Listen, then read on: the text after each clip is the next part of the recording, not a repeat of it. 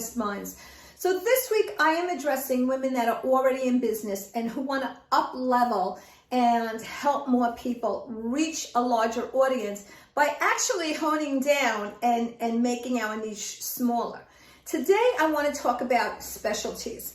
So you are a life coach, you are a weight loss counselor, you are a massage therapist, you are a holistic psychologist or psychiatrist, you're a therapist and you want to help more people.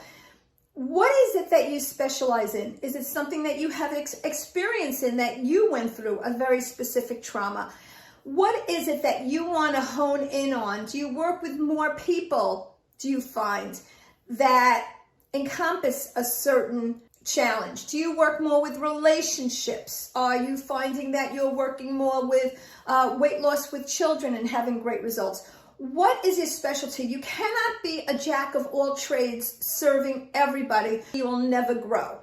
You want more than hourly wages. You want to hone in on those people. And once you find out what your specialty is, or you understand what your specialty is, you're going to hit that group of people, and then you're going to start serving more, believe it or not.